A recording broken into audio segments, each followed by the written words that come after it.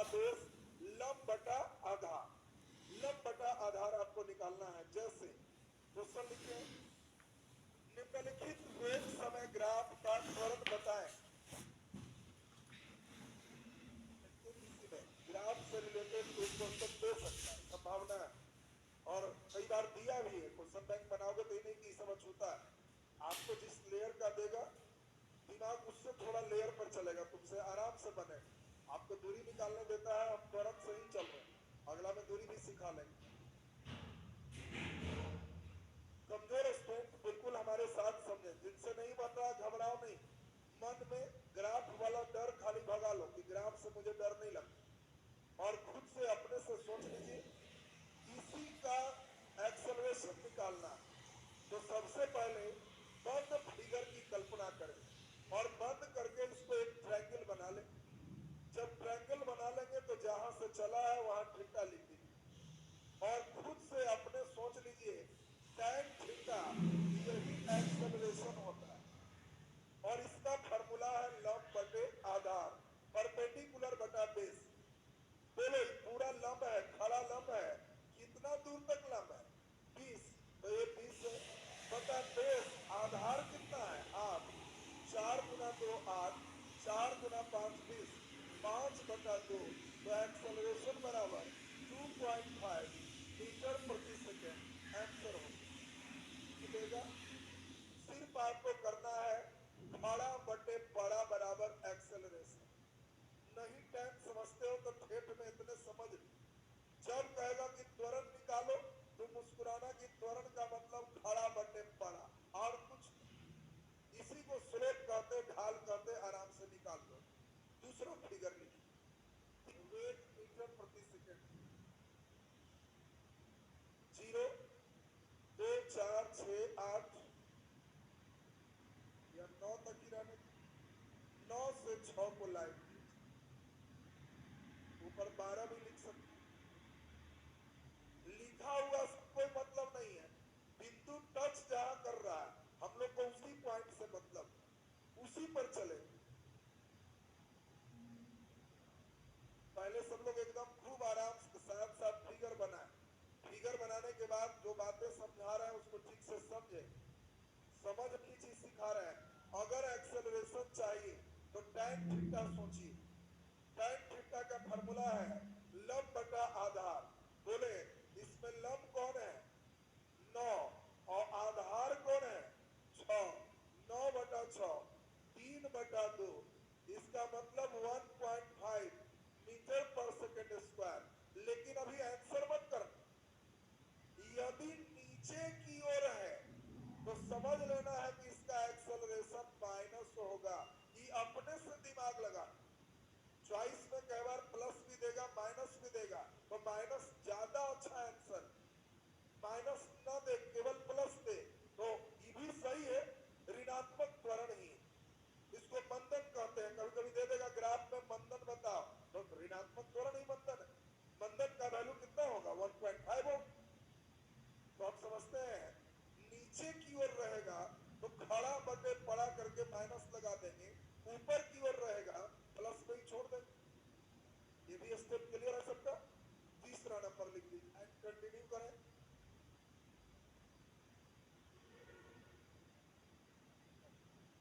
इसमें अपने से सोचो त्वरण निकालना, तो खुद से अभी भी बताए हैं अगर समय बदलते रहे और वेग एक ही रहे तो इसमें त्रिभुज बनेगा ही नहीं, और जब त्रिभुज नहीं बनेगा तो त्वरण बराबर 0 हो गया। इसमें कोई दिमाग नहीं लगाना, वेग एक समान है तो एक्सेलरेशन 0 हो जाएगा। अब सभी लोग ये बताएं किसी भी ग्राफ में क्या आप एक्सेलरेशन निकाल सकते हो? अगर सीधा रहेगा तो एक्सेलरेशन क्या होगा 0, अगर सीधा तिरछा देख रहे हो तो पॉजिटिव और डाउनवर्ड देख रहे हो तो नेगेटिव, एक्सेलरेशन तो निकल जाएगा। ऑब्जेक्टिव आपके रेलवे के लिए इंपॉर्टेंट होगा। वेग समय ग्राफ के ढाल से क्या ज्ञात होता है त्वरण, तो सब देगा वेग समय ग्राफ से त्वरण ज्ञात करने के लिए ज्ञात करते हैं परिमिति की क्षेत्रफल। वेग समय ग्राफ से त्वरण ज्ञात करने के लिए ज्ञात करते हैं क्षेत्रफल।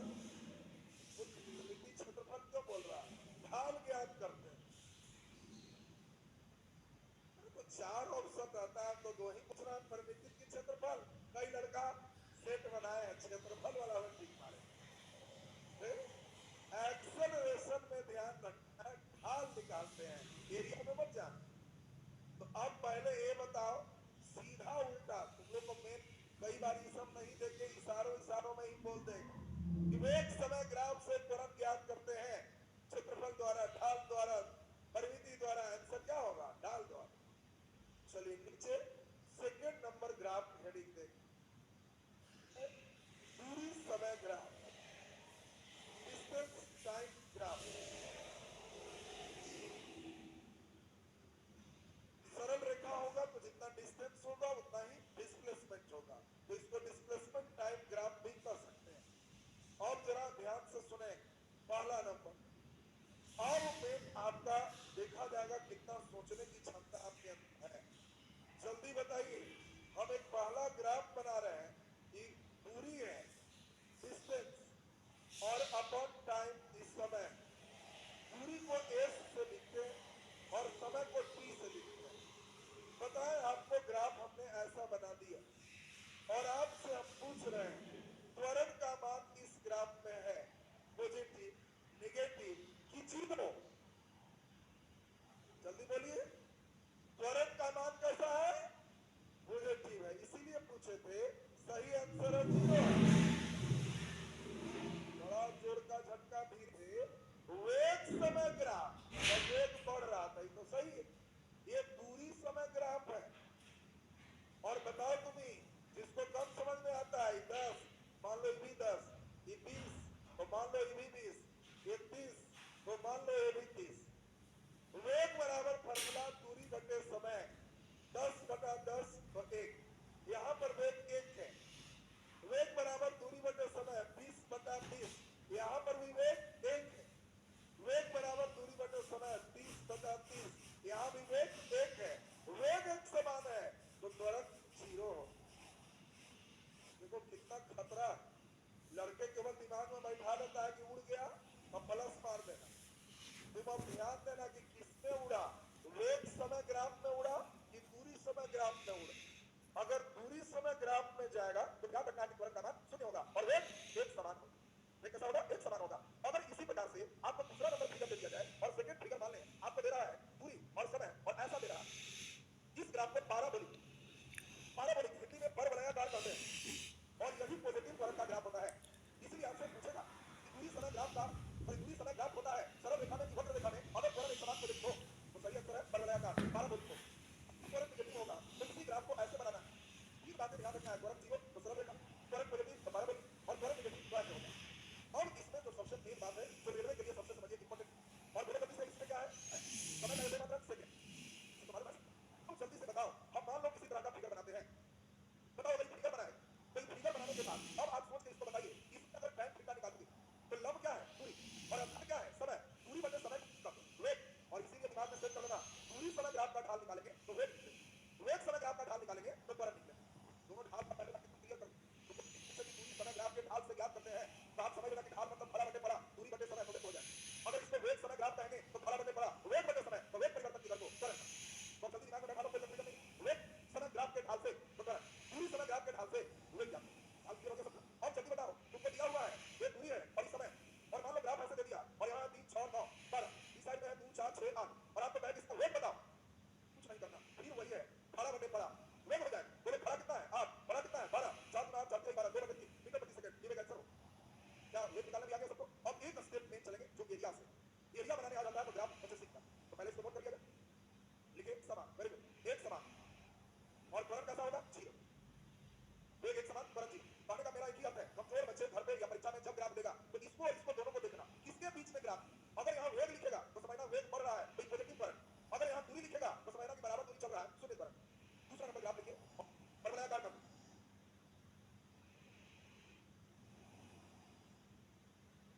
अब इसमें बताओ त्वरण कैसा है?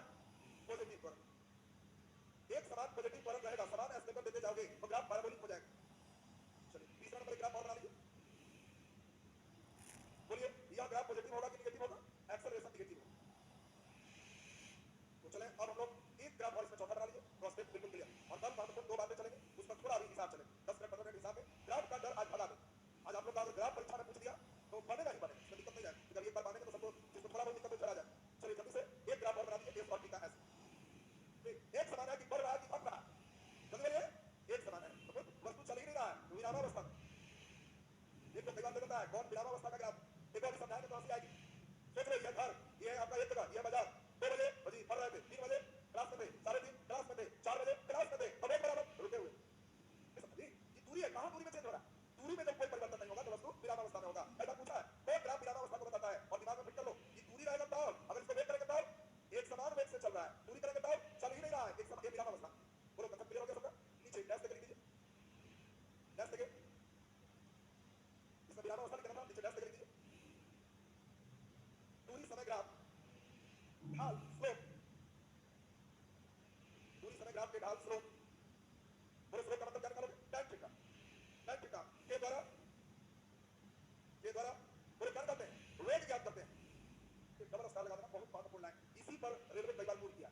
जल्दी बताओ अगर हम वेग समय ग्राफ ले लें और इसका क्षेत्रफल निकाल दें, एरिया, तो जानते हो एरिया आयत का लंबाई गुणे चौड़ाई, बोले लंबाई अगर भी और चौड़ाई मान लो भी तो भी गुना डी। अच्छा मात्रक आप जानते हो वेग का मतलब क्या है? मीटर प्रति सेकंड, और बोलो समय का मतलब सेकंड सेकंड कट जाएगा, क्या बचेगा? मीटर। देखो कितना मतलब मैजिक है, निकाल रहे हैं क्षेत्रफल और मात्रक आ रहा है मीटर, पहले वर्ग मीटर सोचता है, अरे वर्ग मीटर तब होगा जब दोनों यहाँ या मीटर पर सेकंड में है या सेकंड में है, बेचारा कट गया। और बोलो मीटर का मतलब क्या है? दूरी, और इसीलिए ये बहुत अच्छा प्रश्न है, वेग समय ग्राफ के क्षेत्रफल से क्या ज्ञात होता है? दूरी ज्ञात होता है। वेग समय ग्राफ द्वारा, वेग समय ग्राफ के क्षेत्रफल द्वारा दूरी ज्ञात करते हैं। ध्यान रखना 3 बात जिसको याद है उसको क्लियर। वेग समय ग्राफ से ढाल ज्ञात करेंगे तो एक्सेलरेशन निकलेगा, वेग समय ग्राफ से क्षेत्रफल ज्ञात करेंगे तो दूरी निकलेगी, अगर दूरी समय ग्राफ से ढाल ज्ञात करेंगे तो वेग निकलेगा। ये 3 बात तुम्हारे दिमाग में एकदम बैठ जाए। जब आपको दे दे वेग समय ग्राफ और कहे दूरी निकालो तो क्या निकालोगे? एरिया निकालोगे, क्षेत्रफल निकालोगे। और जैसे क्वेश्चन शुरू हो रहा है उससे पहले कमजोर लड़के को समझा दो, आयत का क्षेत्रफल लंबाई गुनी चौड़ाई, त्रिभुज का क्षेत्रफल 1/2 गुना आधार गुना ऊंचाई। अब यहाँ पर महत्वपूर्ण चीज देखिए, यह क्वेश्चन कई बार परीक्षा में आया है, उम्मीद है कि सभी बच्चों का सही बनेगा। बोलिए इसमें है वेग, इसमें है समय, और ऐसे कर दिया, यहाँ दिया है 2 4 6 3 6 9, दिए गए ग्राफ से वस्तु की दूरी होगी चौड़ाई से 6 गुना 4 24 मीटर, चौड़ाई से 48 मीटर, चौड़ाई से 12 मीटर। और क्वेश्चन दिया कि इसमें दूरी ज्ञात करें, बहुत बढ़िया प्रश्न है जी, ये क्वेश्चन सीखना है, फिर हमारे साथ बनाना, बालान हो जाओ। ये तो देखोगे ग्राफ तो मुस्कुराओगे कि ग्राफ से हम नहीं डरते।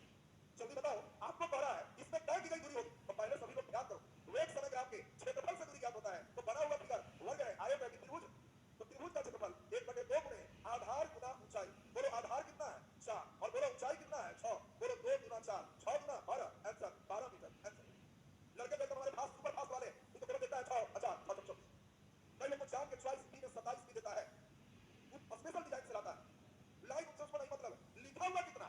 त्रिभुज का क्षेत्रफल 1/2 गुणे 9 लिखा हुआ है तो 9, आज 6 लिखा हुआ है 6, 2 दिया 6, 9 दिया 27, हाँ लड़ गया सही। अरे लिखा हुआ से कोई मतलब नहीं, आप चलो लाइन कहां कट रहा है उससे निकालना। दूसरा क्वेश्चन 3 प्रश्न हमारे लिए है, उसके बाद 3 आपके लिए है, दोनों बराबर बराबर हो जाए, पूरे बढ़िया शेड्यूल हो जाए। और एक चीज बता दें सुने, अब मुख्य सिलेबस आपका सोमवार से प्रारंभ हो जाएगा, एडमिशन के लिए कोई एक इसमें शेड्यूल है जिसको बता दिया जाएगा। और अब क्लास में होगा 8 दिन का पहले से प्रोग्राम फिक्स है कि हम इस दिन ये लेंगे और इतना लेसन तक पहुंच जाएंगे, पहले से प्री प्लान होगा कि हम यूनिवर्स अंतरिक्ष पढ़ाएंगे, अंतरिक्ष 2 दिन का टॉपिक में खत्म करेंगे, हम ये चीज पढ़ाएंगे 2 चीज खत्म होगी, और 8 दिन उस दिन इतना ही टॉपिक से टेस्ट हो, क्योंकि जब तक ऑब्जेक्टिव प्रैक्टिस नहीं होगा तब तक आनंद नहीं आएगा। और ये टेस्ट ऑनलाइन सुविधा में ये नहीं भी एडमिशन लिए है, टेस्ट के लिए हम लोग सबको रखते हैं, यानी जो बच्चे टॉपिक इसमें अगर तुमको लगता है कि हम खुद से कर टेस्ट में ऑनलाइन टेस्ट है कि कोई भी बच्चे आराम से टेस्ट के क्वेश्चन में शामिल हो सकते हैं। कुछ लोग केवल टेस्ट ही बनाए तो हमने ऑप्शन नहीं करते, तो अब कई लोग हैं कि नहीं हम खुद समझेंगे सीखेंगे, तो उनके लिए क्लास है 7 दिन शेड्यूल के अनुसार पढ़ी। जो लोग मना है कि हम समझते सीखते नहीं है सर, हम बाहर काटते हैं, तो काटने वाला चलेगा, तो आपको जो इच्छा करता है उधर अपना शुरू कर लीजिए, हमको किसी में समस्या नहीं। बाकी इसमें ध्यान दीजिए, ये शेड्यूल के अनुसार हम लोग चलते जाएंगे, तो आपको भी लगता रहेगा कि हाँ यहाँ और इस अनुसार से चलते जाए। सभी बच्चे ग्रुप के द्वारा जानते हैं, ग्रुप में कई लोग को जोड़ा गया है, जो एक बार ग्रुप से लेफ्ट होते हैं दोबारा कितना आदमी करता है नहीं जोड़ते, उसके ग्रुप में जोड़ने के लिए उसके नाम को सेव करना पड़ता है, अपना ग्रुप में जोड़ना पड़ता है, और वो आहिस्ते से दबाव बनता है, जिस ग्रुप में लौट रहे एक मैसेज भी एक्स्ट्रा नहीं जाता है, उसमें वो अपने आप को नवाब दिखाता है कि अब मैं नवाब ये पसंद नहीं करता हूँ, हम पता नहीं क्या देखते रहता होगा, तो वैसे लोग को एकदम हम लोग ब्लॉक लिस्ट कर देते हैं कि नवाबी है तो आराम करो, जान के अभी कुछ नहीं ग्रुप में डालना है, केवल यही सब चीज कोई आपका चीज नहीं, ताकि धैर्य वालों की पहचान हो सके। कौन कौन लोग के पास धैर्य है, पैसेंस है, हमारे साथ जुड़ने लायक है, हम तो होता है पूरे तपस्या के लिए तैयार है कि खूब मेहनत करेंगे और यहाँ लोग नवाबी करेंगे, काम नहीं चलेगा, तो ठीक है, तो पढ़ाई का तो मिले होता है तुम्हारा अगर हिसाब किताब बनोटी दुकान हम सोचे कि मिट्टी बराबर 2000 दे रहा है, आप कौन के बराबर 2000 लाइन दे, क्या लोगे यहाँ से?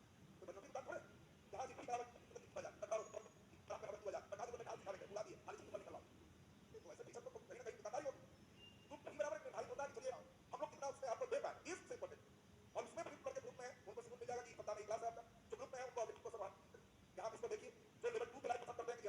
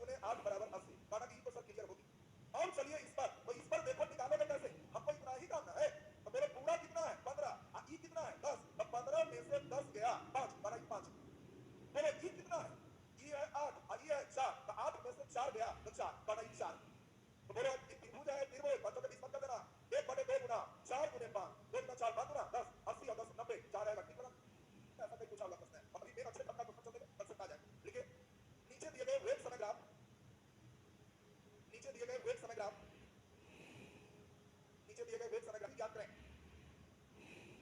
नीचे दिए गए वेग समय ग्राफ से तय की गई दूरी याद करें। मैं बनाऊं तुम उतारो, मजा नहीं आया। आप बनाएं और हमसे मिलाएं, आनंद आए। फिर उल्टा, इसलिए आपको समय देते हैं कि पहले बना लो दीजिए इतना, आपको हो जाओगे सही। पहले बताओ त्रिभुज है कि आयत? Very good. 1/2 गुना आधार कितना है 6 और ऊंचाई कितना है 12, 2 गुना 3 6, 12 की आई 36 मीटर, ये दूरी है। आंसर हो गया। क्या कोई लड़के 36 लाया था? वेरी गुड, सब बनेगा। लिखिए वेग मीटर प्रति सेकंड, टाइम हो रहा है। दिए गए ग्राफ में तय की गई दूरी क्या होगी? दिए गए ग्राफ में तय की गई दूरी क्या होगी? सभी लोग ध्यान से समझें। पहला काम नहीं बंद रहेगा तो खुद से मुंह बंद कर लेना है। बंद कर लेना है, धीरे मुंह खुला है तो जा, नहीं तो भाग गया सर। बंद करो और आयत बना, दूरी लंबाई गुने चौड़ाई 12 गुना 10 बराबर 120 मीटर। सॉरी, बहुत बढ़िया। तीसरा चौथा में आपको कोई कंफ्यूजन फर्क है, यही कॉन्फिडेंस बढ़ाना। एक बार मन में बैठ जाए कि मुझसे ग्राफ वाला बनेगा तो आ जाएगा। हो गया, कभी नहीं बन रहा। मन में बैठा और कोशिश यही है कि हमारे कॉन्फिडेंस को अंदर से बढ़ाना, बस मुझसे बनने लगे। चलिए चौथा, अगला नेक्स्ट क्वेश्चन।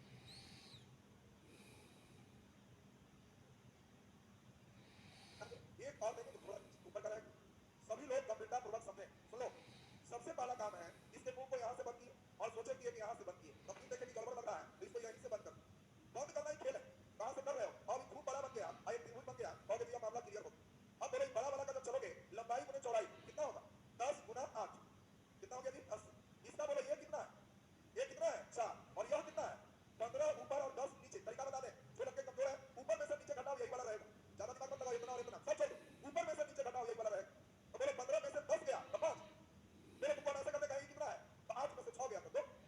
बोलो जल्दी इसका 1/2 गुने 4 गुने 5, 2 गुना 4 5 गुना 10, 80 और 10 90 मीटर जहाँ रहेगा। ठीक लगा गया, चलो फिर अंतिम दिमाग लगा बस। उसके बाद ग्राफ संबंधी प्रश्न बन जाएगा। एक फिगर दे देंगे, बात का क्वेश्चन क्लियर। थोड़ा सा एक दो अच्छे प्रश्न भी आपसे चलेंगे। फिगर क्या इसे तो फिगर देख के हमारे कंप्यूटर लड़के छोड़ देते हैं, हिम्मत कर लेना। टाइम सेकंड में 2 मीटर प्रति सेकंड, 0 आपको इशारा दिया रहेगा, ये सभी इशारा को कर लेना। 3 6 9 12 5 10 15 20 25। पहला काम पूछिए कि हमारे पास एक तो ये ठीक ठाक पहला फिगर ठीक, लेकिन यही पहला फिगर ऐसे मारने में ठीक नहीं लग रहा है, इसको ऐसे करते तो ज्यादा बढ़िया लगता। ये ज्यादा बढ़िया लग रहा है, यहाँ से यहाँ उतार देते ज्यादा बढ़िया लगता। और चाहे और बढ़िया है, यहाँ तक लेते चला है तब तो कहना ही नहीं। कहाँ तक सोचते हो यही में? अब बताओ, ये आपका यहाँ तक सोच लिया पहला पार्ट, ये दूसरा पार्ट, ये तीसरा। याद कीजिए, 3 फिगर की कल्पना मैंने किया, तीनों का एरिया निकाल के जोड़ दीजिए, हो जाएगा। कोई लड़का यहाँ भी सोच सकता है, इसको भी सोच सकता है, डिवाइड भी कर सकता है, तो कैसे सोच लो, सब का आंसर एक ही है। बोलिए ये पूरे की लंबाई बोलो 20, चौड़ाई बोलो 16, 20 गुना 16 कितना हो गया? सॉरी 6 है, ये 6 दिया है, 20 गुना 6 कितना हो गया? 120। पहला नंबर भाग का एरिया 120। बोलो दूसरा नंबर भाग, 25 में से 20 गया तो 5, और बोलो ये कितना है? 6। तो 1/2 गुना 5 गुना 6, 2 गुना 3 6, 5 दिया 15। ये भी क्लियर हो गया होगा। हाँ, सबसे बड़ा दूध दिया ये सबको नहीं ठीक होता है। जिसका क्षेत्रमिति कल है संडे 3 बजे डाउनलोड हो जाएगा, या मॉर्निंग में भी हो सकता है। 1 घंटे मैथ क्षेत्रमिति और 1 घंटे सांख्यिकी दोनों कंटिन्यू कर लो। जब तक रेलवे एग्जाम नहीं होगा मैथ 1 घंटा आपको वीडियो मिलते रहेगा, उसमें उसमें किसी प्रकार तो कंसेप्ट कर दिया जाएगा, बाकी अपना बनाना फिर बनाइए। तो चलिए इसमें जल्दी बताओ कि यहाँ पर आधार कितना है जी? आधार कितना है? 20 में से 10 गया तो 10 आधार है, 1/2 गुना 10। और इसकी ऊंचाई कितनी है? ये ऊंचाई है 12 में से 6 गया तो 6, 2 गुना 3 6 कितना आ गया? 20, 120 प्लस 3 जोड़ दीजिए, 3 2 5 1 6, 165 मीटर। ये आंसर कोई लाभ आया था? क्वेश्चन लैंग्वेज समझ लीजिए, जिससे कंसेप्ट और बढ़िया हो। प्रश्न देखिए जो भाषा पे आधारित रेलवे कैसे पूछ सकता है। क्वेश्चन लिखो, यदि एक समान त्वरण से गतिशील है, यदि कोई वस्तु एक समान त्वरण से गतिशील है, एक समान त्वरण से गतिशील है, तो इसके दूरी समय ग्राफ होंगे, तो इसके दूरी समय ग्राफ होंगे। 3 प्रश्न ऐसा भाषा वाला 3 4 करवा लेंगे तो आपका एकदम बेस कंप्लीट हो जाएगा। ये ग्राफ पूरा एकदम क्लियर हो। एक समान त्वरण से गतिशील है, एक्सेलरेटेड है एक समान त्वरण से, तो दूरी समय ग्राफ होगा। बोलो कैसा होगा? अभी सिखाए थे, त्वरण एक समान होगा तो पाराबोलिक होगा। सही आंसर सी। क्वेश्चन, वेग समय ग्राफ के क्षेत्रफल से, वेग समय ग्राफ के क्षेत्रफल से क्या ज्ञात होता है? वेग समय ग्राफ के क्षेत्रफल से क्या ज्ञात होता है? चॉइस ए त्वरण, एक्सेलरेशन, चॉइस बी बल। जल्दी बोलो, वेग समय ग्राफ के क्षेत्रफल से क्या ज्ञात होता है? आंसर क्या होगा? दूरी। न्यूमेरिकल में भी इतना बना लो कि न्यूमेरिकल से डर ही खत्म हो। जो बच्चे बोलते हो कि सर हमसे न्यूमेरिकल नहीं बनता है, तो ईमानदारी से सोच लो कितना देर तक न्यूमेरिकल बनाया। तो आंसर है बनाया ही नहीं। तो क्यों डर नहीं लगेगा जी? तो कभी बनाया ही नहीं, केवल सोचते हो कि न्यूमेरिकल नहीं, न्यूमेरिकल नहीं तो ठीक हो जाएगा क्या? बनाना खूब पड़ेगा, बनाओ सही हो जाएगा। लिखे जरा प्रश्न एक और, यदि यदि दूरी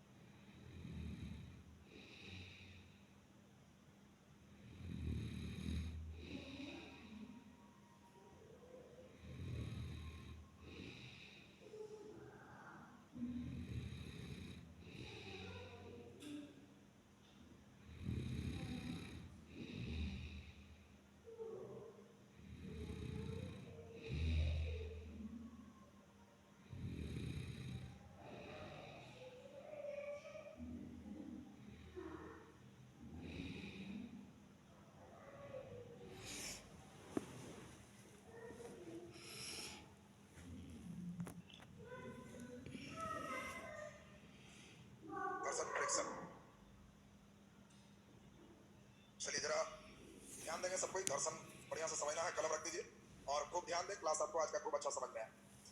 घर्षण एक छोटा सा टॉपिक है, आज ही खत्म हो जाएगा। घर्षण का मतलब आप लोग समझते हैं कि जस्ट लाइक विलेन है, खलनायक गति का विरोध करने वाला। गति मान लो हीरो है तो हीरो जिधर चले, खलनायक का काम क्या है? विरोध करना। हीरो कहेगा यहाँ मकान बनेगा तो हल्ला करेगा, कैसे बना देगा। हीरो कहेगा कि यहाँ नहीं बनेगा तो कहेगा कि कौन रोक देगा, बनाएंगे।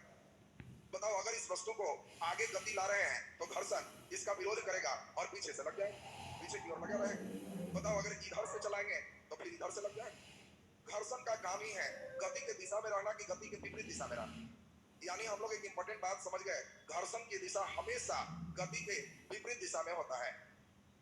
बात ध्यान देंगे, घर्षण की दिशा कभी भी गति की दिशा में नहीं होता, गति के विपरीत दिशा में होता है। इस कंसेप्ट से 2-3 ऑब्जेक्टिव पूछ लिया करता है। तो पहले नीचे डैश देके एक लाइन लिखें और हम लोग क्वेश्चन शुरू करेंगे। डैश देके लिख दीजिए, घर्षण की दिशा गति के विपरीत दिशा में होता है। घर्षण की दिशा गति के विपरीत दिशा में होता है। गति के विपरीत दिशा में होता है। नीचे क्वेश्चन लिखिए, क्वेश्चन लिखिए, एक व्यक्ति आगे की ओर गतिशील है। एक व्यक्ति आगे की ओर गतिशील है। एक व्यक्ति आगे की ओर गतिशील है तो घर्षण की दिशा होगी। एक व्यक्ति आगे की ओर गतिशील है तो घर्षण की दिशा होगी। नीचे चॉइस ए आगे से, आगे से। चॉइस बी पीछे से, पीछे से। चॉइस सी दोनों ओर से, दोनों ओर से। और डी किसी ओर से नहीं, किसी ओर से नहीं। पहले बढ़िया से सोचिए, घर्षण की दिशा गति के विपरीत दिशा में होती है। एक व्यक्ति आगे की ओर गतिशील है तो घर्षण लगेगा आगे से कि पीछे से? आगे से। कितने को आगे से लग रहा? अरे वाह। और पीछे से कितने को लग रहा? किसी को नहीं लग रहा? वाह। हिंदी का विलोम शब्द हम लोग पढ़ नहीं रहे हैं कि आगे का पीछे मारे। व्यक्ति आगे चल रहा है तो घर्षण किधर से होगा? आगे से। अगर रहता पीछे की ओर, आगे की ओर, तब कौन होगा? पीछे की ओर, आगे से। इसलिए सही आंसर आगे से ए। बहुत बढ़िया। दूसरा क्वेश्चन लिखे, 3-4 क्वेश्चन में आपका ये लाइन क्लियर हो जाएगा कैसे पूछता है। लिखो, एक व्यक्ति साइकिल पर बैठकर पैडल चला रहा है। एक व्यक्ति साइकिल पर बैठकर पैडल लगा रहा है जिससे साइकिल आगे की ओर गतिशील है। जिससे साइकिल आगे की ओर गतिशील है। जिससे साइकिल आगे की ओर गतिशील है। गतिशील है तो साइकिल के पिछले चक्के में, साइकिल के पिछले चक्के में घर्षण की दिशा होगी। पिछले चक्के में घर्षण की दिशा होगी। चॉइस ए आगे से, आगे से। चॉइस बी पीछे से, पीछे से। चॉइस सी दोनों ओर से, दोनों ओर से। और डी किसी ओर से नहीं। सोचो पहले, किधर होगा? पीछे से, आगे से, दोनों ओर वाला भी है क्या? कितना को लग रहा है आगे से? जी बहुत लोग है। साइकिल आगे चल रहा है तो घर्षण के चक्का में दिशा होगी। कितने को पीछे से लग रहा है? वाह, बहुत लोग है। पीछे से वाले भी बहुत लोग। एक तो सेंटर भी देख लें, पीछे वाले कितने लोग हैं। चलिए ध्यान दीजिए इसमें। चलो जल्दी नवादा वाला सेक्टर दिख रहा है। कितने लोग आगे से वहां उठाओ? आगे कोई नहीं है। हाँ चलिए, बहुत लोग आगे उठाए। पीछे से, वाह पीछे वाले ज्यादा लोग हैं, ये लोग तो बहुत तेज है। चलिए बहुत बढ़िया। जरा ध्यान दीजिए, साइकिल हम लोग देखते हैं, बढ़िया से ध्यान दो। मान लें हमने साइकिल बनाया, अब तुमको साइकिल जैसा नहीं लगेगा तो समझना ये 1+ नहीं है, नया कंपनी लॉन्च हुआ। हाँ बाकी ध्यान रखना और कुछ नहीं। तो देखिए हम लोग देखते हैं ये साइकिल है, थोड़ा टेढ़ा है तो नया कंपनी लॉन्च है तो पुराना जैसा सोच रहा है। चलिए यहाँ साइकिल रेडी हो गया, थोड़ा चैन मार दें तब एकदम ब्रेक हो गया। चलिए ध्यान दीजिए, ये हैंडल भी हो गया, ब्रेक से इसका अंडरग्राउंड वाला है। हाँ चलिए, चलाने वाला कम रहेगा, चलाने वाला भी आ गया। लीजिए अब जरा बात को समझिए, ध्यान दो जी। साइकिल चल रहा है, साइकिल का फिगर इसलिए बनाया ताकि कल्पना ठीक से करो। बोलो जब पैडल मार रहा है, बढ़िया से सुनना, पैडल मार रहा है तो इस पे चक्का, जब पैडल मारेगा मारेगा तो ऐसे घूमेगा, पहले बोलेगा हाँ या ना, जैसे ही पैडल मारेगा तो चक्का ऐसे घूमेगा, ये लाइन क्लियर है सबका, और घर्षण उसी दिशा में होगा कि विपरीत होगा, तो जब ऐसे घूमेगा तो घर्षण कहेगा क्यों घूम रहा है, हम रोकेंगे तुमको, तो बताओ घर्षण लगा आगे से कि पीछे से, आंसर पीछे से हो। देखो आदमी में आगे था, साइकिल आदमी जैसा थोड़ा सा कि कार में पैडल मार रहा है तो चलो, इसका स्टेप अलग था, इसका स्टेप अलग है, नीचे क्वेश्चन जल्दी कर लीजिए, इसका आंसर कहां से हो गया, पीछे से, करिए बना दे, बढ़िया साइकिल हो जाता, चलिए पैडल उधर वाला कैसे दिखाई देगा, चलिए घंटी नहीं नया ध्यान का साइकिल लिखिए, क्वेश्चन लिखिए, जब साइकिल आगे की ओर गतिशील है, जब साइकिल आगे की ओर गतिशील है, आगे की ओर गतिशील है तो इसके अक्ष में दिशा होगी, अगले चक्के में घर्षण की दिशा होगी, चॉइस से आगे से, चॉइस से आगे से, चॉइस बी पीछे से, पीछे से, चॉइस सी दोनों ओर से, दोनों ओर से, और डी किसी ओर से नहीं, किसी ओर से नहीं,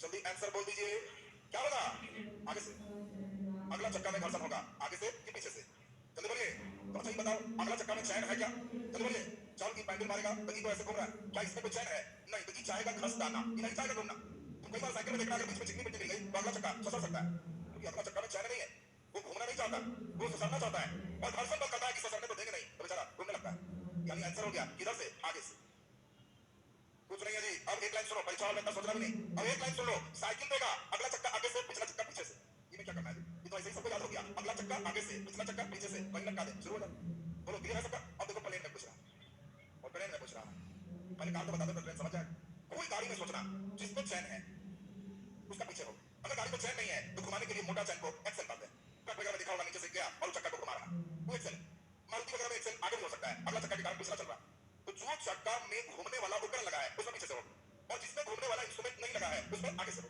बोलो ट्रक में पिछला चक्का पीछे से, अगला चक्का आगे से, मारुति में अगला चक्का पीछे से, पिछला चक्का आगे से, तो उसमें आगे मशीन पीछे, नहीं समझ जी, मशीन पर किधर घुमा रहा है, जिसको मूव करवा देगा उसमें पीछे से हो जाएगा, जो घूमेगा, और जिसमें मूव नहीं होगा उसमें आगे से हो जाएगा, अब गाड़ी बोलेगा तो मतलब कैसा गाड़ी, दो पहिया चार पहिया, देखो एक बैलगाड़ी पांव गाड़ी सब गाड़ी, हाँ गाड़ी कोई भी बोला तो इसका मतलब चार चक्के गाड़ी से उसका मतलब है जिसमें पीछे गया, और ट्रक वगैरह जितने भी जीप है सब में एक्सेल उसे कहां घूमता है, पीछे, अच्छा बताओ ट्रक ज्यादा खराब से फंस जाएगा जब अगला चक्का फंस गया कि पिछला चक्का फंस गया, तो बोलिए ज्यादा खराब से कौन फंसेगा, पिछला की आगे, तुम एक बार जा रहे हो और देखा एक ट्रक का पिछला चक्का फंसा है, फिर भर के लौटते समय फिर देखो खाई के चला गया, दूसरा बार देखा कि एक ट्रक का अगला चक्का फंस गया, अब फिर लौटते समय देखना ज्यादा देर में कौन निकले, अगला चक्का वाला कि पिछला चक्का, तो अगला चक्का वाला, पिछला नहीं, अगर फंस गया किसी ट्रक का तो अगला में घूमने वाला इंस्ट्रूमेंट नहीं है, उसका घूमने वाला इंस्ट्रूमेंट कहां है, पीछे, और अगर अगला कस के फंस गया है तो जब घुमाएगा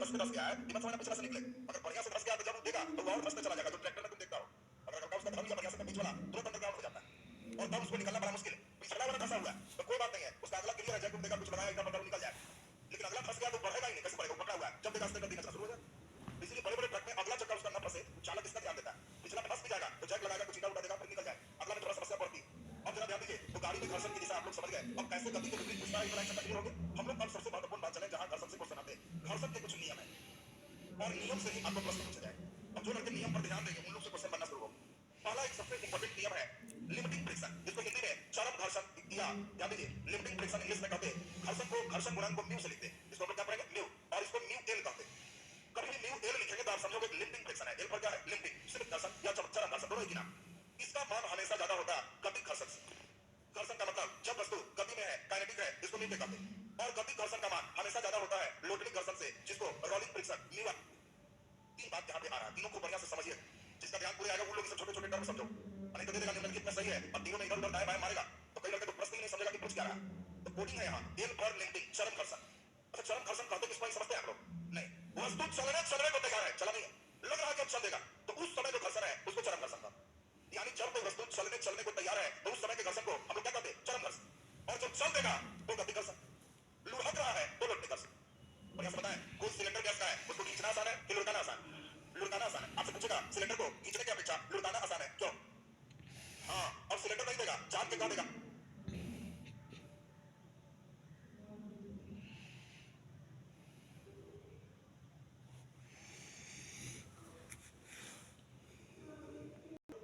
पीपा पुल का नाम नहीं सुना है, तो पीपा पुल कैसा होता है, पेड़ की आकृति का हो, पीपा माने गोल, डराम को पीपा कहते हैं, अब बताओ तुम्हारे पास एक डराम मिल गया, तू जानता है डराम देंगे तो समझ जाए, पीपा देंगे तो हड़क जाए, लड़का को दिया पीपा को खींचने की तुलना में, पीपा को इंग्लिश में पीपा, अगला पढ़ेगा, आपको ध्यान रखना है पीपा मींस ड्राम जैसा सिलेंड्रिकल आकृति, तो इसको खींचने की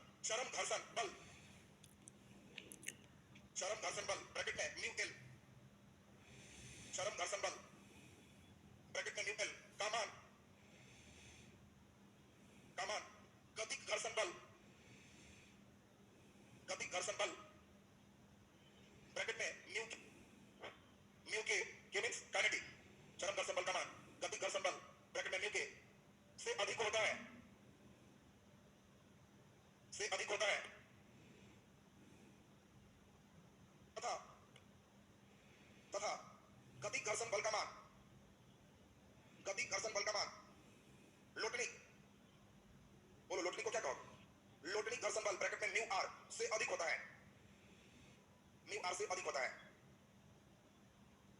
स्टैटिक में तो रुका हुआ है, घर्षण का घर्षण कब आता है? जब गति आएगा तब। हाँ, स्टैटिक में नहीं, जब रुका हुआ है तो समझता ठीक है, चल देगा उस समय क्या होगा? गति का काइनेटिक है।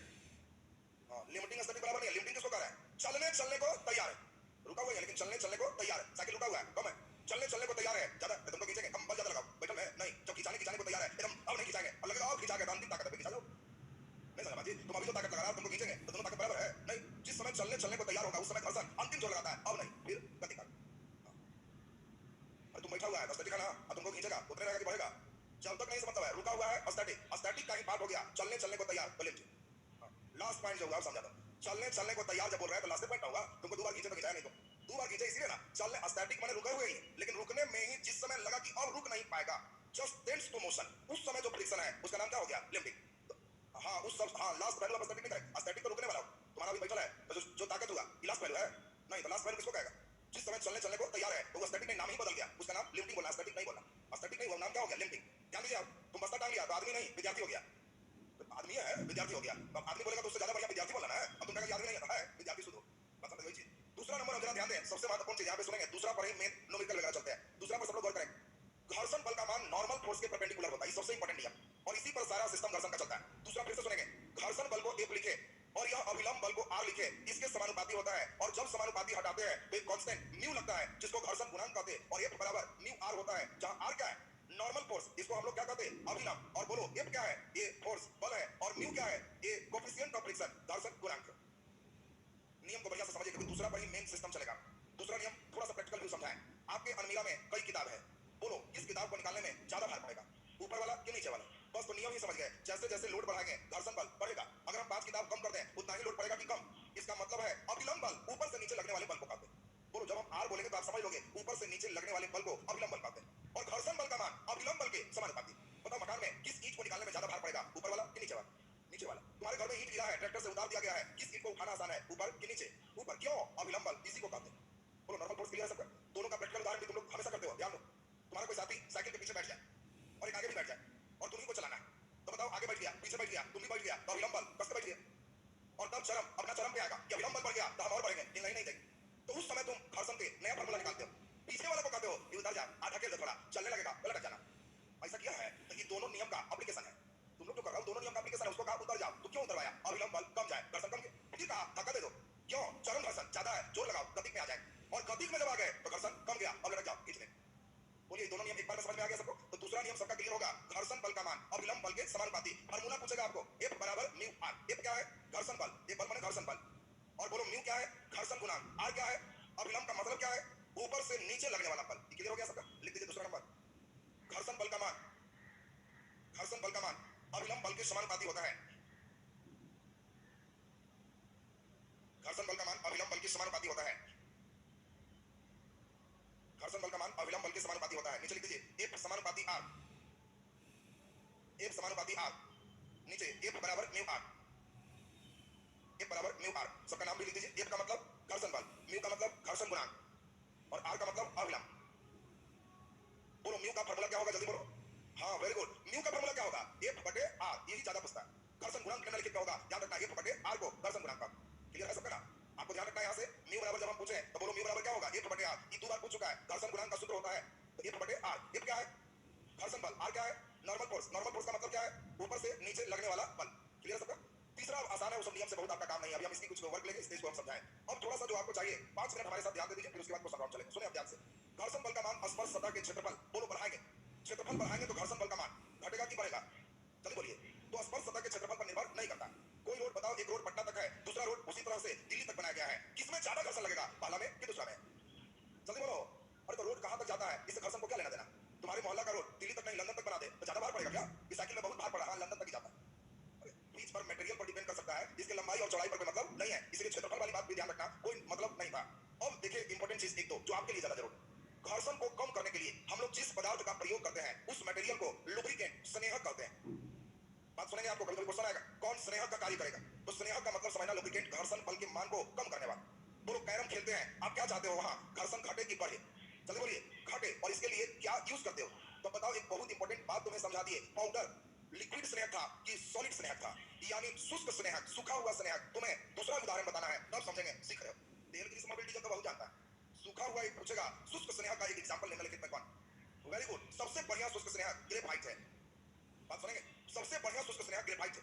आप पेंसिल वगैरह का जो देखे हो नोक, उसी को ग्रेफाइट का, और ग्रेफाइट का गलनांक बहुत ज्यादा है, और इसीलिए अगर कोई मशीन में दो पाइपलाइन एंटी क्लॉकवाइज घूम रहे हैं और यहाँ जरूरत है घर्षण कम करने और ये भी जरूरत है कि लिक्विड चीज का यूज ग्रीस मोबिल का नहीं कर सकते, तो उसके बीच में हम लोग ग्रेफाइट दे देते हैं। ग्रेफाइट का गलनांक ऊंचा है और बहुत अच्छा शुष्क स्नेह का काम करता है, तो पाउडर ग्रेफाइट शुष्क स्नेह का बढ़िया एग्जांपल है। बाकी लिक्विड स्नेह में तेल, ग्रीस मोबिल, डीजल, ये साइकिल में आप लोग अक्सर डालते हैं। बताओ हम लोग हर जगह घर्षण कम ही करते हैं कि कहीं कहीं घर्षण बढ़ाना भी पड़ता है?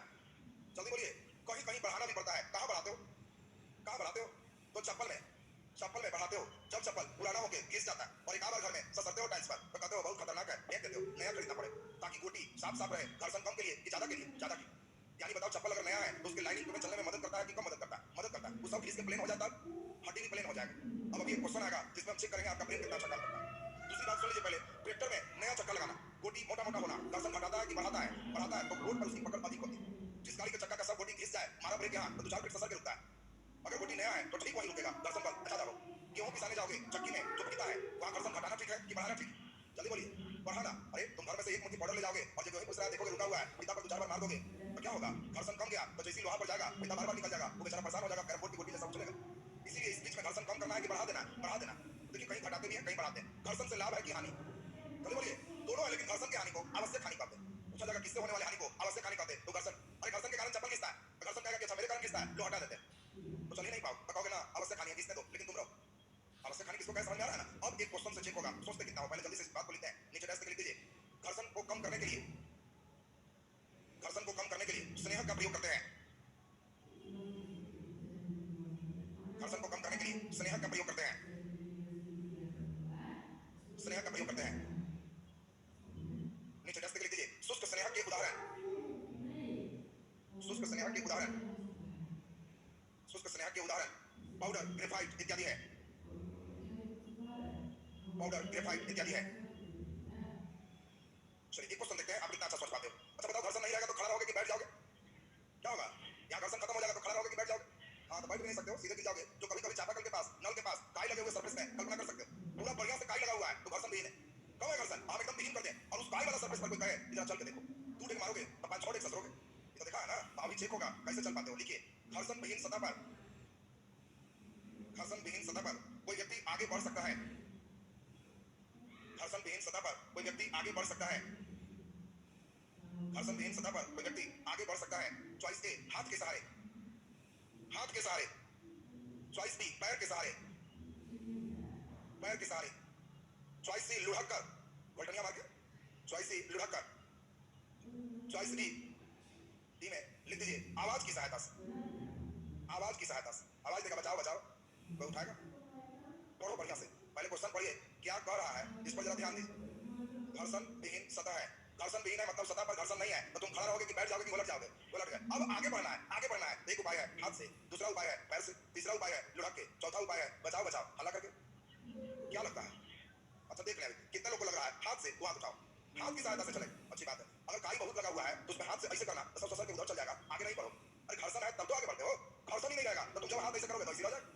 घर्षण विहीन में हाथ से कैसे चले? चले, कितने लोग को पैर से लग रहा है? समझदार हो, जब हाथ नहीं हुआ तब पैर कैसे हो जाएगा? इतना समझदारी तो चाहिए कि जब हाथ से नहीं तो पैर से भी नहीं हो। चलिए तो यानी 50-50, तो हाथ और पैर काम नहीं करेगा। अब उम्मीद है 50-50 में सब लोग हाथ उठाएगा, तो ये वो होगा सी या डी? पक्का बोलिए, दोनों मत से आवाज एक साथ नहीं। कितने को सी लग रहा है? सी, वाह वेरी गुड। और अच्छा, और डी कितना को लग रहा है? अच्छा डी भी लग रहा है, बहुत बढ़िया। सुन लीजिए कितना आसान है, तो घर्षण गायब तो नंबर गायब कर रहा है। बताओ जल्दी से, अगर लुढ़कना की बारी आएगी तो घर्षण विहीन पे लुढ़क सकते हो क्या? नहीं, घर्षण रहेगा तब गोल्डनिया मारो। घर्षण विहीन है तब वहीं मारोगे वहीं रहोगे, घर्षण विहीन में आगे नहीं बढ़ सकते। घर्षण रहने से ना गोल्डनिया मार पाते हो, तो सी भी नहीं होगा। अगला क्या है? डी, आवाज देके सीटी निकालो, आवाज दो, फूंको, तब प्रत्येक क्रिया के बराबर विपरीत प्रतिक्रिया है। कस के बोलोगे उधर तब भागोगे पीछे, ऐसा हो सकता है। सोचो कितना बेजोड़ कल्पना। घर्षण विहीन क्षेत्र रहेगा तो बड़ा डिजाइन से बढ़ सकते हो, और सिर्फ उपाय है फार्मूला क्रिया के बराबर विपरीत प्रतिक्रिया। फूंक के बढ़ सकते हो, सीटी मार के बढ़ सकते हो, आवाज कस के दिया उधर तब भागा इधर, ये हो सकता है।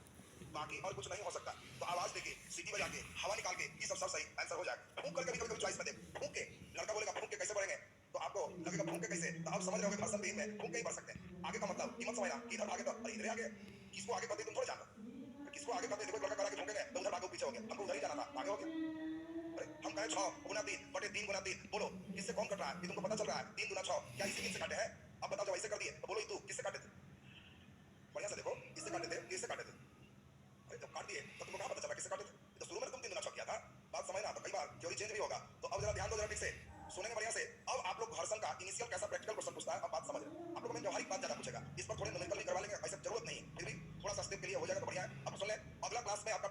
होगा तरल का प्रवाह, फ्लो ऑफ फ्लो। चलिए नीचे एक प्रश्न लिखे और उसी से क्वेश्चन शुरू करें। निम्नलिखित में तरल है, निम्नलिखित में तरल है,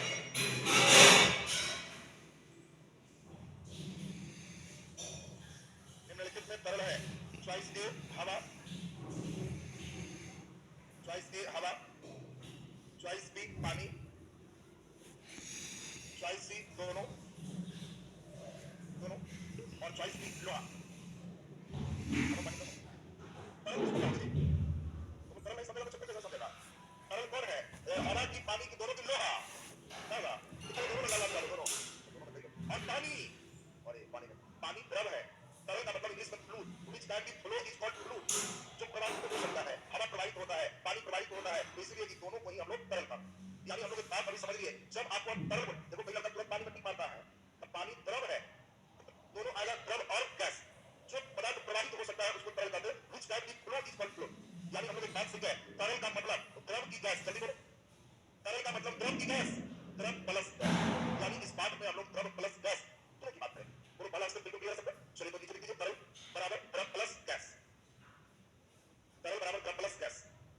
चलिए कलम रख तो स्टेप समझते चलेंगे। बहुत बढ़िया ये बात है, इससे वन क्वेश्चन लगभग गारंटेड होते हैं एग्जामिनेशन। बहुत सुंदर बात है, इसलिए इसमें खूब ध्यान देना। दोनों जल्दी से सोच ले, अगर किसी बर्तन में हम जल भर दे, द्रव भर दे, तो बताओ जल भरने से ये जल ज्यादा दबाव लगा पाएगा ऊपर स्थित बिंदु पर, बीच स्थित बिंदु पर, नीचे स्थित बिंदु पर? द्रव ज्यादा दबाव देता है ऊपर, बीच में कि नीचे? अगर तीनों छेद कर दे तो ज्यादा फोर्स मारेगा ए टू बी टू सी। बोलो क्या ये फिगर देखो जल्दी जल्दी, सही की गलत? जल्दी बोलो, गलत है? अच्छा बताओ ये फिगर बोलते जाओ। अरे पानी भर के तीनों छेद मारेगा तो सोचो भाई आराम से, जल्दी बोलो ये सही की गलत? सब खुला है देखो एकदम अपनी मर्जी। अब वो फोर्सिंग ज्यादा कौन मारेगा? सी। 10 के बाद बोलो सही की गलत? गलत है, ये ज्यादा फोर्सिंग मारेगा, उससे कम की मारेगा, और सबसे कम ये मारेगा बेचारा टपके। अब बताओ फोर्सिंग मारने लगे सबको तो अब क्वेश्चन आएगा, गहराई में जाने से दाब घटता है बढ़ता है वही आता है। चलो बोलिए, अंदर जाने पर प्रेशर बढ़ता है, इसी कारण से समुद्र में बहुत गहराई में जब कोई गोता खो जाता है तो उसको खास आकृति के लोहा के आदि के कवच पहन के नीचे जाना होता है। बात समझ रहे हैं? तो मत समझना कि हम लोग खाली लाल होने के बाद में कट जाए, वैसा रहता है ना तो छोड़ लोग पाइप के अंदर डाल देता और पाइप को मिट्टी से झाड़ के थोड़ा सा बाहर निकाल रखता और पाइप के एक हिस्सा तालाब के अंदर रखता। सब पुलिस खरीदी वो छोड़ के तालाब में कूद जाता और उसको मालूम था पाइप कहाँ है, दौड़ के पाइप अपना मुंह में लेके और सांस फूल करता, क्योंकि पाइप नहीं लग रही है। बताओ सांस ले पाएगा कि नहीं ले पाएगा? अगर सांस ले पाएगा तो पुलिस को कुछ नहीं किया, मर गया।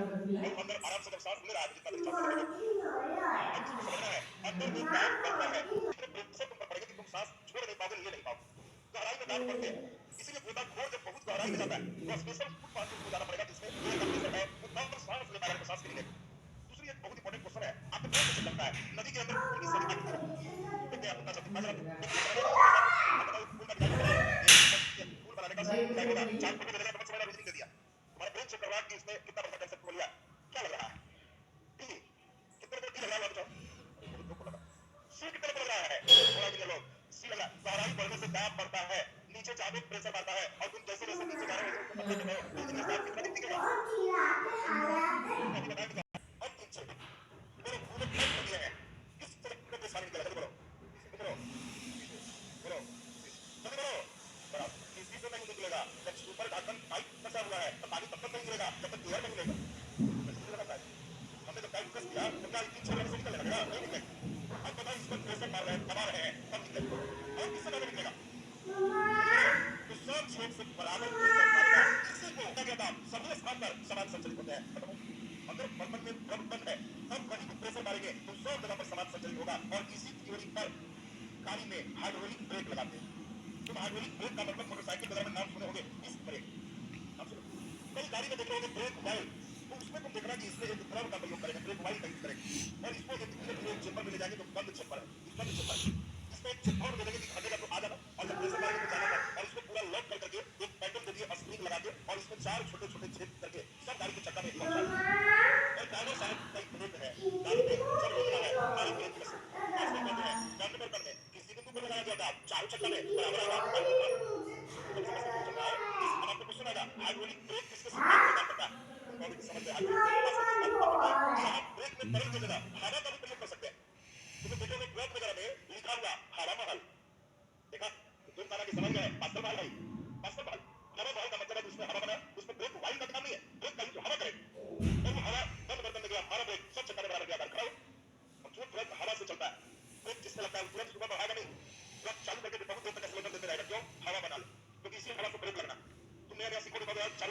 रास्ता में ब्रेक नहीं लगेगी, क्योंकि गियर नहीं रखोगे तो ब्रेक उसी पर लगेगा। अब आपसे पूछा जाए दूसरा number, hydraulic lift. Hydraulic lift किसके सिद्धांत पर काम करता है? तो हाइड्रोलिक लिफ्ट दो तरह का, एक मोटर वाला लिफ्ट है, तो दूसरा वाला तीसरा वाला जाए, और एक हाइड्रोलिक लिफ्ट है तरल से चलने वाला। और हाइड्रोलिक लिफ्ट किसके सिद्धांत पर है? पास्कल के सिद्धांत पर। बता रहे तुम हाइड्रोलिक लिफ्ट देखो नहीं? हाँ या ना? बस सीधा हाइड्रोलिक लिफ्ट, हाँ बता दो कि अन्ना तक बात, हाँ या ना? हाँ बेटा अन्ना तक बात। देखिए हाइड्रोलिक लिफ्ट तुम देखिए मॉल का हाइड्रोलिक लिफ्ट, मॉल बहुत बड़ा है, तुम नहीं देखते तो एकदम सीधा बोल जाएंगे। अरे लिफ्ट मैंने उठाना, ट्रैक्टर के डल्ला उसको नहीं देखा है। सब हाइड्रोलिक लिफ्ट मैंने सोचा कि पता नहीं कौन वाला लिफ्ट था। अरे ट्रैक्टर के डल्ला उसको देखा है, वो एक हाइड्रोलिक लिफ्ट का उदाहरण। उसमें कचरा उठाते समय, कचरा गिराते समय जो देखे हो, वो सब हाइड्रोलिक लिफ्ट का उदाहरण है। उसमें तुम देखना एक पाइपलाइन ट्रैक्टर रहेगा जिसमें लिक्विड भरा रहेगा और ड्राइवर साहब एक जगह से किसी बिंदु पर दबाव लगाएंगे, सब जगह बराबर संचालित होगा, उसको उठा देंगे। अगर उसका समय पाइप टूट जाए, लिक्विड गिर जाए, तो डल्ला वहीं आराम से गिर जाएगा, अटक जाएगा। हम तुमसे पूछे कि हाइड्रोलिक लिफ्ट किसके सिद्धांत पर? पास्कल। हाइड्रोलिक ब्रेक बोलो पास्कल। पास्कल कौन कर रहा है? बंद बर्तन में किसी बिंदु पर लगाया गया था, सभी बिंदु पर समान चलित होता है। पूरे कंसेप्ट क्लियर है सबका? पूरी खा जाए जल्दी निकल कीजिए कैसे द्रव में होने पर कैसे क्या लिखा द्रव में गहराई बढ़ने पर, द्रव में बढ़ने पर दाब का मान बढ़ता है। द्रव में गहराई बढ़ने पर दाब का मान बढ़ता है। द्रव में गहराई बढ़ने पर दाब का मान बढ़ता है। दाब का मान बढ़ता है। नीचे लिख दीजिए, नीचे दर्ज देखिए। समुद्र में अधिक गहराई में जाने में, समुद्र में अधिक गहराई में जाने में, अधिक गहराई में जाने में गोताखोर अधिक दाब होने के कारण, गोताखोर अधिक दाब होने के कारण, अधिक दाब होने के कारण धातु का कवच बांधते हैं, कवच बांधते हैं।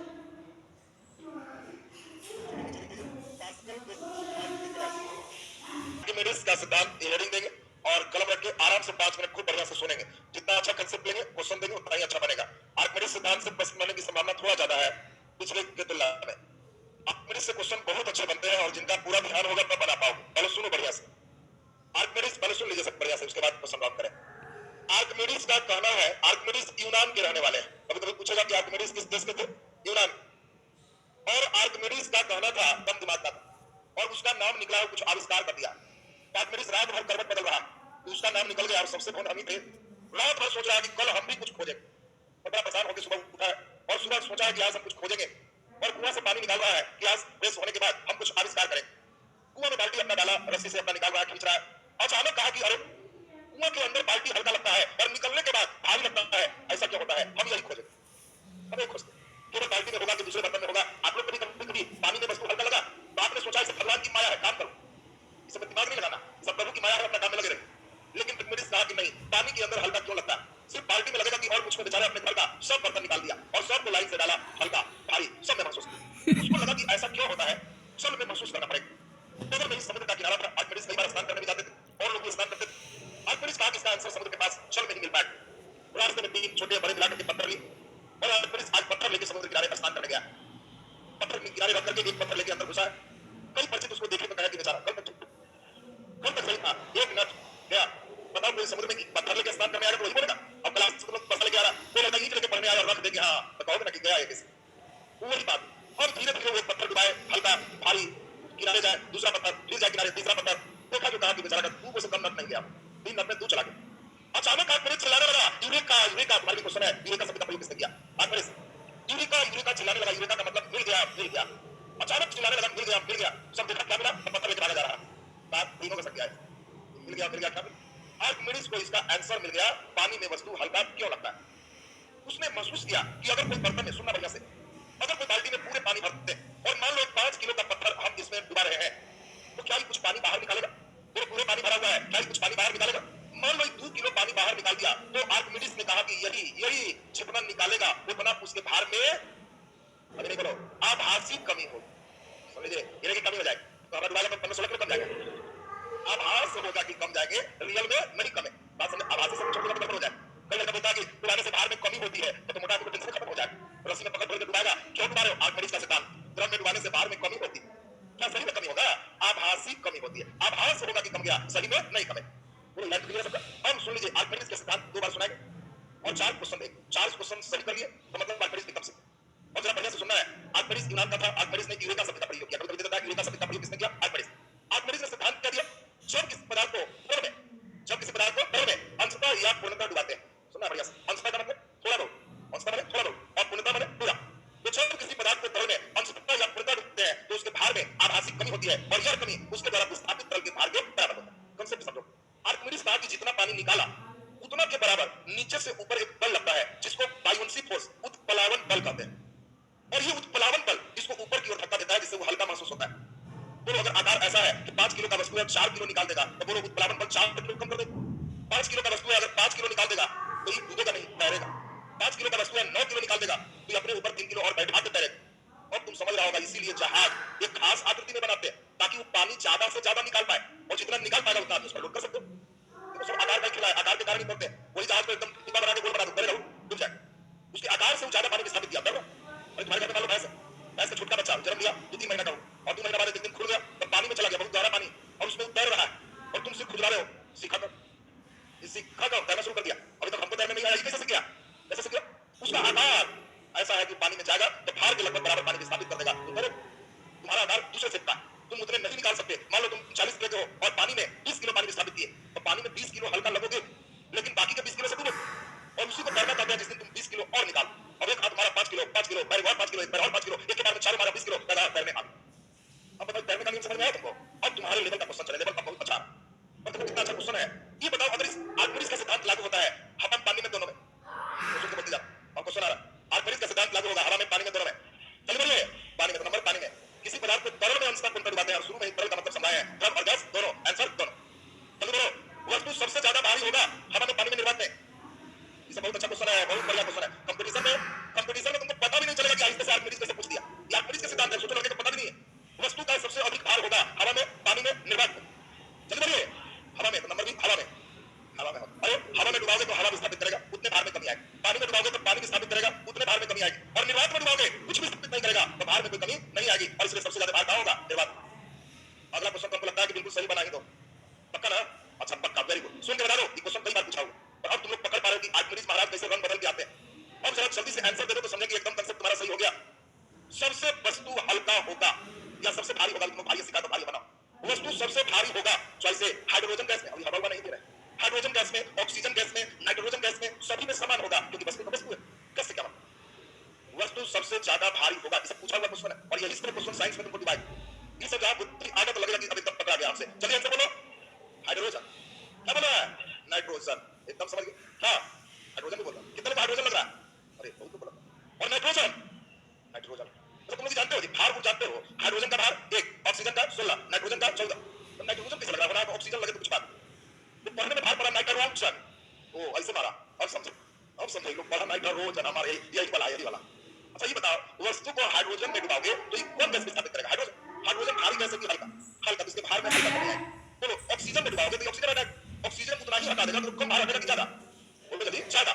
नाइट्रोजन थोड़ा इससे कम, यानी सबसे हल्का कहां होगा? ऑक्सीजन। और सबसे भारी कहां होगा? हाइड्रोजन में, क्योंकि हाइड्रोजन का भार सबसे कम है। अब तुमको समझ में आ रहा होगा कि आर्किमिडीज कैसे पूछता। जब तक नहीं समझ में खाली करने डुबाने से वैसे देगा तो देगा ही, डुबाने वाला स्पेशल डिजाइन। जरा देखिए इसको हवा में डुबा के पानी में डुबा के बचा के दोगे तो अब तो समझते हैं अगला पूछने में पक्का बता देगा। बता देगा सब पहले तरह लिखो तब क्वेश्चन देंगे। लिखो जल्दी, अरे मन का देश दिखा ठीक है। आर्किमिडीज रोज खाना रहेगा तो किसी तरह के लाइट में खा लेगा, किसी प्रकार का लाइट कोई बात नहीं है, नहीं है तो नहीं कोई बात नहीं, शुरू रहो। पढ़ाई में प्रकाश अभी चाहिए। लिखो जल्दी आर्किमिडीज नीचे डाल के लिखिए। यूनान नीचे डाल के आर्किमिडीज यूनान का रहने वाला था। आर्किमिडीज यूनान का रहने वाला था। नीचे डाल के आर्किमिडीज ने यूरेका शब्द का प्रयोग किया। आर्किमिडीज ने यूरेका शब्द का प्रयोग किया। यूरेका शब्द का प्रयोग किया। नीचे डाल के आर्किमिडीज के सिद्धांत के अनुसार, आर्किमिडीज के सिद्धांत के अनुसार जब किसी पदार्थ को बोलो द्रव में कि गैस में, हाँ, सरल में लिखना है, दोनों आएगा। जब किसी पदार्थ को सरल में अंशतः या पूर्णतः डुबाते हैं, अंशतः या पूर्णतः डुबाते हैं, अंशतः या डुबाते हैं, तो इसके अंशतः या पूर्णतः डुबाते हैं, तो इसके भार में कमी आ जाती है। हाँ, वही चक्कर है, पकड़ा कि नहीं, कमी नहीं किया सर, आभासी कमी आ जाती है, या आभासी शब्द छोड़ देगा, मामला खत्म हो जाएगा। आभासी कमी आ जाती है, और यह कमी इसके द्वारा विस्थापित तरल के, यह कमी इसके द्वारा विस्थापित तरल के, इसके द्वारा विस्थापित तरल के भार के बराबर होता है। यह कमी इसके द्वारा विस्थापित तरल के भार के बराबर होता है। क्वेश्चन लिख दीजिए। वस्तु सबसे अधिक हल्का होगा, वस्तु सबसे अधिक हल्का होगा, वस्तु सबसे अधिक हल्का होगा, चॉइस ए हाइड्रोजन गैस में, चॉइस ए हाइड्रोजन गैस में, चॉइस बी ऑक्सीजन गैस में, ऑक्सीजन गैस में, चॉइस सी नाइट्रोजन गैस में, नाइट्रोजन गैस में, और बी सभी में समान होगा। ऑक्सीजन होगा, अभी ना हाइड्रोजन से खा दिया, हाइड्रोजन में टिक मारो, क्या होगा जी? हाँ, वेरी गुड। आपको भी पता है हाइड्रोजन, ऑक्सीजन, नाइट्रोजन, हाइड्रोजन का 1, ऑक्सीजन का 16, नाइट्रोजन का 14, तो जो ज्यादा निकलेगा उसमें ज्यादा हल्का हो, और ज्यादा किसमें निकलेगा? ऑक्सीजन, इसलिए सबसे हल्का किसमें होगा? ऑक्सीजन। सबसे भारी किसमें होगा? हाइड्रोजन। क्लियर है सबको? क्वेश्चन लिख दीजिए। वस्तु सबसे अधिक भारी होगा, वस्तु सबसे अधिक भारी होगा, वस्तु सबसे अधिक भारी होगा, हवा में, पानी में, निर्वात में, चॉइस लिख दीजिए, चॉइस ए हवा में, चॉइस बी पानी में, चॉइस सी निर्वात में, और डी सभी में समान। एक और भी पति क्लास होती है, आभासी कमी होगा, choice A x kilo, choice B y kilo, y kilo, choice C x minus y kilo, और choice D y minus x kilo.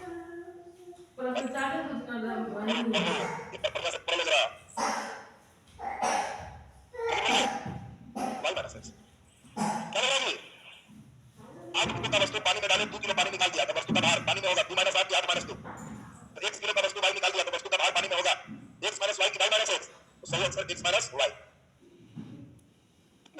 अब क्वेश्चन पढ़िए, बड़ा था ऐसा सब बना है।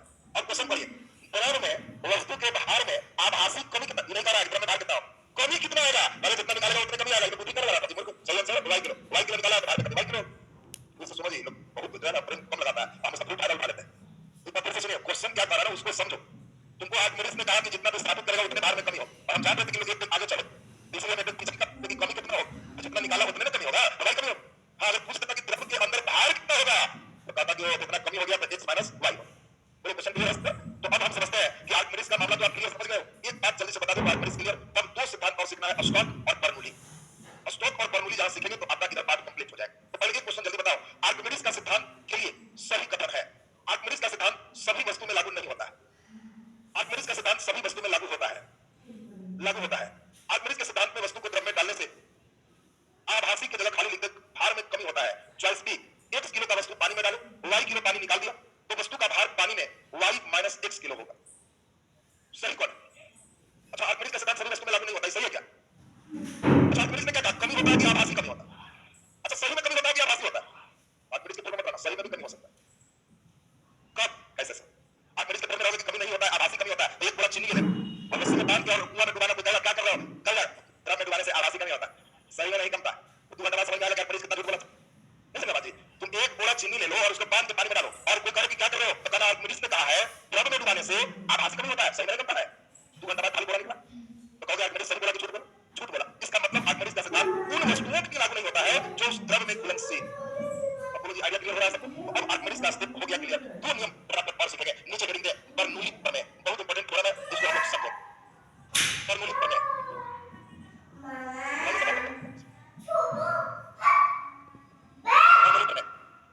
बर्नौली कंपटीशन में सीधा मलाई चाहिए, झूठ मूठ बर्नौली लिखना बंद। बर्नौली पेट में एक बात बोला कि बाबू बोझ बढ़ा दोगे तो बोझ बढ़ाने से प्रेशर दाब घट जाता है।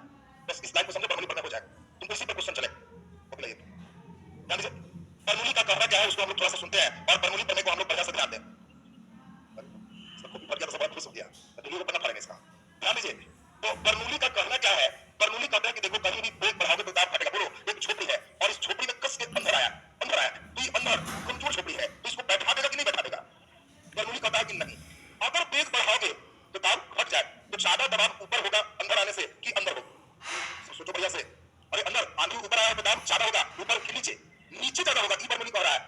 से इसको दबाएगा नहीं, प्रेशर नीचे जाते हैं इसको उठाएगा और चल देगा। बोलो अब कहा जाएगा कि बताओ आंधे में झोपड़ी उड़ जाता है कि किसका प्रमेय है? बर्नौली। ये तो कोई समय है तो और बढ़िया समझोगे। मान लो झोपड़ी है जी, और बोलो इस झोपड़ी को हम फूंक देंगे तो अंदर से काम तो होगा नहीं, और हम चाहते हैं इसको फूंक करके बैठा देना। बर्नौली क्या करता है कि देखो भाई अगर अंदर आएगा, बात समझना, बात समझोगे तो पूरा कंसेप्ट आएगा, उसी पर तुम्हारा एग्जांपल चलेगा। बर्नौली ने कहा कि देखो अगर तुम इस पर वेग बढ़ा दोगे तो जिधर वेग ज्यादा होगा उधर प्रेशर कम होगा, और नीचे प्रेशर ज्यादा होगा। हम चाह रहे हैं फूंक के इसको बैठाना, हम फूंक रहे हैं, खींच नहीं रहे, सोच रहे हो कर रहे हैं, वो नहीं कर रहा है, हम फूंक कर रहे हैं, हम चाह रहे हैं इसको बैठा देना, अंदर यही करता है। अब बोलो हम चाहे बैठ जाओ, बैठ जाओ, बोलो बैठा कि उड़ गया, इसका मतलब ज्यादा प्रेशर, हम इधर वेग बढ़ाए तो प्रेशर बढ़ गया कि घट गया? घट गया, और इधर प्रेशर क्या हो गया? बढ़ गया, और ज्यादा प्रेशर इसको उठा दिया। इसी कारण से कई बार तुम रेलवे स्टेशन पर खड़ा हो प्लेटफॉर्म पे और बहुत तेजी में ट्रेन गुजरने वाली है और तुमको कोई कहता है कि भाई जी किनारे आ जाइए, ट्रेन आ रही है, तो तुमको वो आदमी कहता है कि खींच लेगा, और तुम ऐड पे खींच लेगा, फेंक देगा, खींच कैसे लेगा? तो पता नहीं क्या होगा, ट्रेन तेजी में आ रही है तो तुमको फेंक देगा कि खींच लेगा, खींच लेगा, और उस समय जब खींचेगा तो किन महाराज को याद करोगे? बर्नौली महाराज की कृपा से खींचा। तुम देखना ट्रेन जब तेजी में चलती है तो वेग बढ़ने से दाब कम होते हैं, अगल बगल के हवा उसको भरने चलता है, इसलिए ट्रेन के पास धूल कण काफी ज्यादा रहेगा। ऐसा पता है तुमको? कई बार देखना पेट्रोल बात करें तो ज्यादा अच्छा समझोगे, साइकिल चलाते हो और देखना बगल से तेजी में ट्रक गुजर रहा है तो वेग ज्यादा तो दाब कम, लगेगा कि साइकिल खींच ली, ऐसा महसूस करते हो? तो उस समय तुमको बर्नौली महाराज को याद करना है, इस समझ गया, वेग बढ़ने से दाब घटता। अब एग्जांपल पे आ जाओ जो परीक्षा में तुम्हारा पूछा जाएगा। इसी प्रमेय के कारण हवाई जहाज उड़ता है। अब खाली झोपड़ी उड़ाया था ना, एरोप्लेन भी इसी के कारण उड़ता है। अब परीक्षा में क्वेश्चन देगा हवाई जहाज उड़ता है न्यूटन के नियम से, आर्किमिडीज के नियम से, पास्कल के सिद्धांत से, बर्नौली प्रमेय से। तो बर्नौली के सिद्धांत से हवाई जहाज उड़ता है। हवाई जहाज कैसे उड़ता है इसको कंसेप्ट समझ पा रहे हो? नहीं समझ रहा, तो समझ नहीं आ रहे, बस ये थ्योरी है देख रहे, और इस थ्योरी में थोड़ा सा बात समझ रहे। ये लो हवाई जहाज हमने तैयार कर दिया, ध्यान दीजिए, ये हवाई जहाज आपका तैयार है और ये यहाँ पे एयरप्लेन है, लो तो तेरा चला है। अब बताओ हवाई जहाज को उड़ना है तो कैसे उड़ता है, कंसेप्ट को समझे। इसको उड़ने के लिए हवाई जहाज के दोनों तरफ विंग्स का यहाँ पे बनाया गया, इसका काम उड़ने के बाद की क्रिया है ऊपर नीचे करना। ये दोनों जो देखते हो इसके अंदर फैन लगा हुआ है जो बहुत तेजी से घूमता है। कई बार तुम सुनते हो कि हवाई जहाज के इंजन में चिड़िया फंस गई, तो कई लोग सोचता है कि इंजन खोल के देखना पड़ेगा, ये यहाँ फंसता है, यहाँ तो लोग इंजन खोल के आगे दिमाग में चला जाता है, तो वहाँ पंखा यहाँ घूम रहा है तो यहाँ नहीं फंसता, ये बेचारा टकरा के इधर तेजी में खींचेगा, उसके कारण वहाँ एक्सीडेंट हो। अब इसके उड़ने की क्रियाकलाप समझो। हवाई जहाज रनवे पट्टी पर बहुत तेजी से दौड़ता है, बिना दौड़े वो नहीं उड़ सकता, और जब दौड़ेगा तो इधर का हवा डायरेक्ट यहाँ चला है और इधर का हवा यहाँ से घूम घाम के आया, जाम करके ऊपर ज्यादा डिस्टेंस दिया गया कि जब दौड़े तो इस कंडीशन में यहाँ पर अगर हम दोनों हवा का मिलन चाहते हैं तो ये हवा का डायरेक्ट और ये हवा को दोनों कम दूरी तय करना पड़ेगा कि ज्यादा ज्यादा, तो इसका ऊपर वाले हवा का वेग ज्यादा हो, और अगर ऊपर वाले हवा का वेग ज्यादा होगा तो वेग बढ़ने से दाब कमान घटता है। तो ज्यादा प्रेशर नीचे होगा कि ऊपर? नीचे, ऊपर दाब घट गया और चलिए रनवे पट्टी पर स्पीड बहुत कस लेगा तो नीचे बहुत ज्यादा प्रेशर होगा और इसके मुंह को उठा देगा, बाकी के काम तीन दोनों विंग्स कर लेते हैं, जुड़ा ले जाना। अगर तुम चाहते हो कि नहीं हम इसको रनवे पट्टी पर नहीं दौड़ाएं तो इस कंडीशन में आपको हेलीकॉप्टर बनाना पड़ता है और इसमें पंखा घुमाते हैं। हेलीकॉप्टर वाले को देख रही हो, और हेलीकॉप्टर में जब तुम पंखा घुमाया तो बताओ कि पंखा उड़ते समय हवा कस के छोड़ता है कि खींचता है? ये पहले बता दो, हेलीकॉप्टर को देखा होगा, हेलीकॉप्टर जब कस के डायना घुमाया तो हवा खींचता है कि हवा छोड़ता है?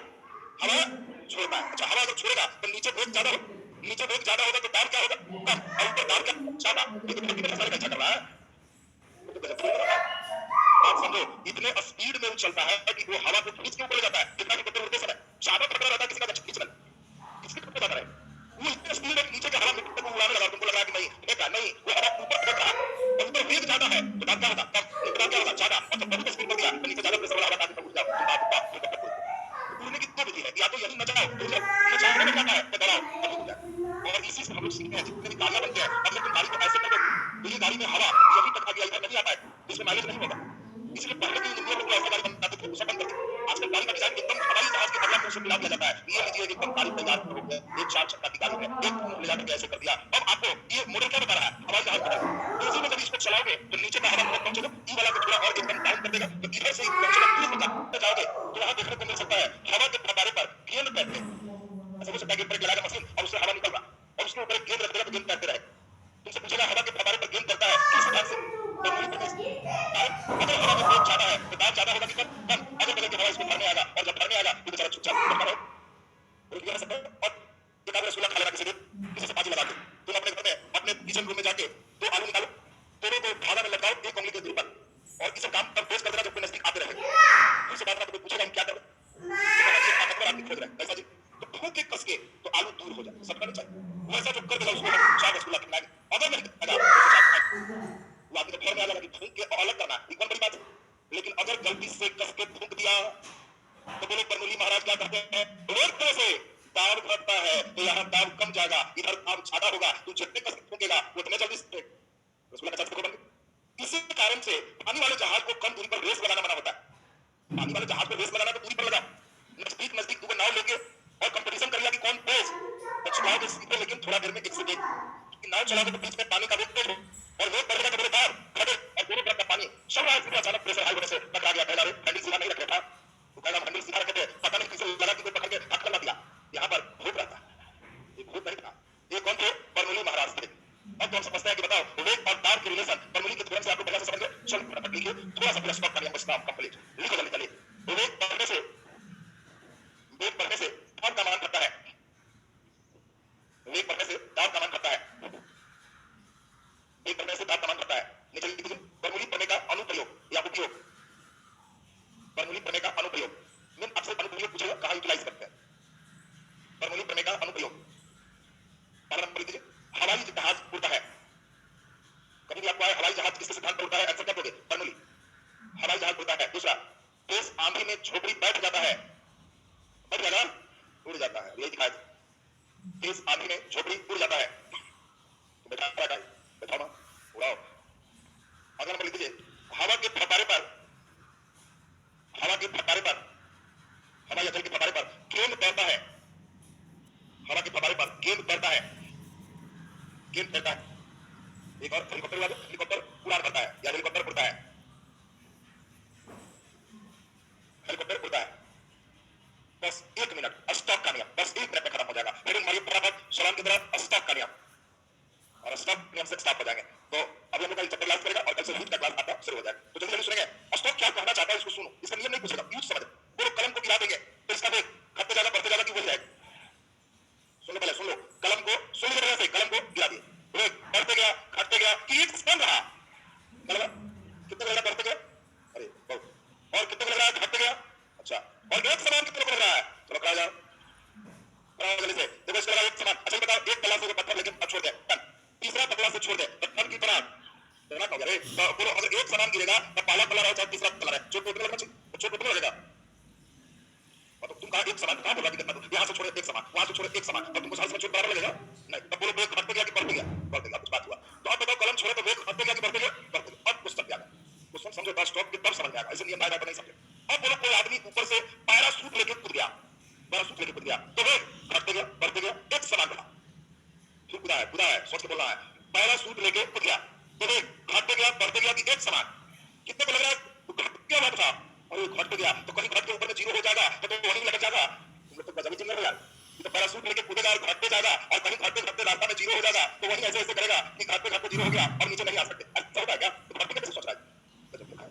कितने को लग रहा है बढ़ते जाएगा, अरे तो बचेगा प्राण उसका, बढ़ा दोगे पैराशूट से तो प्राण बचेगा।